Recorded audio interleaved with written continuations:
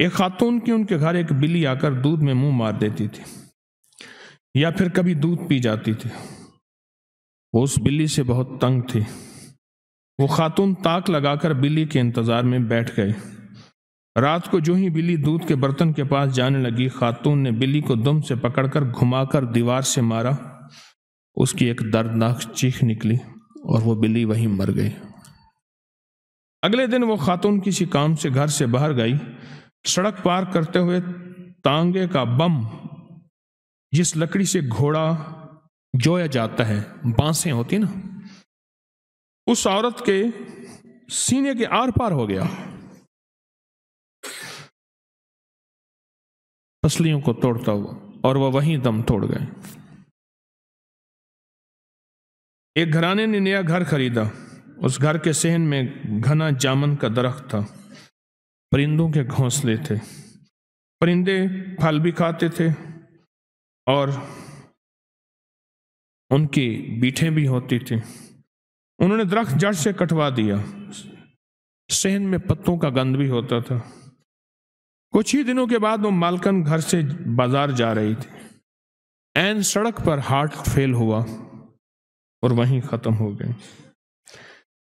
ایک شخص دیسی مرغیاں ذبح کر کے فروخت کرتا تھا۔ دیسی مرغیاں ذبح کر کے فروخت کرتا تھا۔ دکان سڑک کے کنارے تھی۔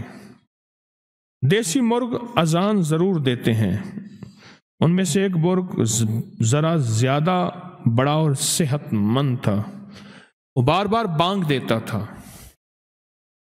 اور ایک بات بتا دوں، اللہ کے حبیب فرماتے ہیں، جب کتا اور گدھا آواز نکالتا ہے وہ عذاب کو دیکھتا ہے،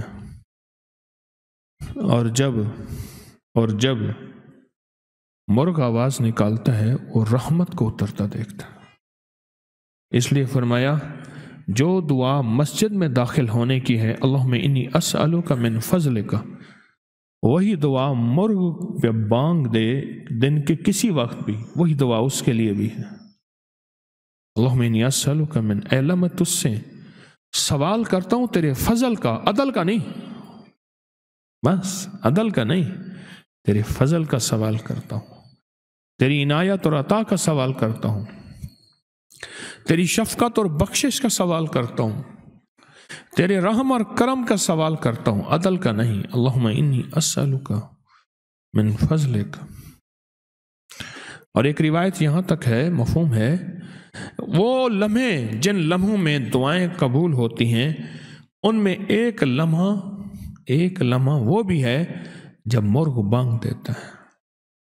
اور میں جس نے دعائیں قبول کرانی ہوں، جب مرغ بانگ دے اس وقت دعائیں مانگے، دعائیں قبول ہوتی ہیں۔ تو کہا کہ ایک مرغ بار بار بانگ دیتا تھا۔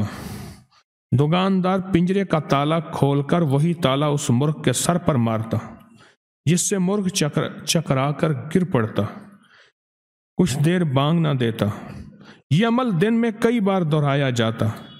ایک دن وہی دکاندار ایک مرغی ذبح کرنے لگا۔ اچانک وہ مرغی ہاتھ سے نکلی، سڑک پر بھاگی۔ دکاندار مرغی پکڑنے سڑک پر پہنچا۔ ٹرک آیا، دکاندار سڑک کے نیچے آیا، وہیں دم توڑ گیا۔ اگلا واقعہ کئی سال پہلے کی بات ہے کہ ایک نیم سرکاری محکمے میں ایک آفیسر دوسرے شہر سے تبدیل ہو کر ہمارے شہر میں آیا۔ جس جگہ اس کا دفتر تھا وہاں بے شمار درخت، پرندے، گھونسلے جو موجود تھے، اور انہوں نے تنے میں قدرتی سوراخ بنا رکھا تھا، اور اس میں گلہریوں کے بچے دیے ہوئے تھے۔ طوطوں نے بھی انہی کھو میں اپنے گھونسلے بنائے ہوئے تھے۔ اس شخص نے اپنے کچھ دوسرے ساتھیوں کے ساتھ مل کر درخت کاٹ کر بیچنے کا فیصلہ کیا۔ گرمی کا موسم تھا، جانور پرندوں کے انڈے بچوں کا دور تھا۔ انہوں نے وہ درخت ایک ایک کر کے کاٹنے شروع کر دیے اور کچھ ہی دنوں میں سارے درخت صاف کر دیے۔ جب بھی کوئی درخت گرایا جاتا، اس میں موجود پرندے جن کا اس درخت میں گھونسلہ تھا گرے ہوئے درخت کے اوپر مسلسل چکر کاٹتے اور اپنی بولی میں شور مچاتے۔ آخر تمام درخت گرا دیے گئے۔ راتوں رات درخت غائب ہو گئے۔ یہ درخت بیچ کر جو پیسوں کا حصہ اس افسر کے حصے میں آیا، وہ اپنی بیوی بچوں کو لے کر سیر میں گیا۔ अपनी गाड़ी में दूसरे शहर। जब वो मोटरवे पर पहुंचे तो ऐन सड़क पर गाड़ी में उस शख्स की तबीयत खराब हुई। बीवी बच्चों ने मोटरवे पुलिस को फ़ोन किया, लेकिन मदद पहुंचने से पहले उसका हार्ट फेल और वो दुनिया छोड़कर चला गया। उसके बच्चे बेयारो मददगार अपने रिश्तेदारों की मदद के लिए फ़ोन करते रहे। एक खातून के घर में एक बिल्ली का आना जाना था। वो खातून उसकी अच्छी खासी खिदमत करती थी, यानी उसके खाने पीने का ख्याल रखती थी। उसके 2 छोटे छोटे बच्चे थे। रमज़ान की 27वीं रात थी।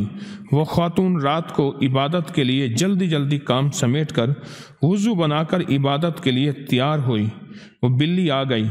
उसके आने का रास्ता सहन में सीढ़ियों के ज़रिए था।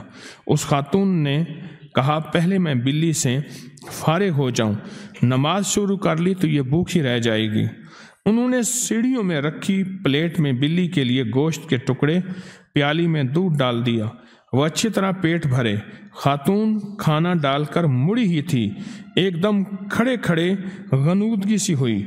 आसमान से अपने ऊपर नूर बरसता नजर आया और चंद लम्हों की ये कैफियत उसके बाद ख़त्म हुई और वो खातून नूर में नहा गई।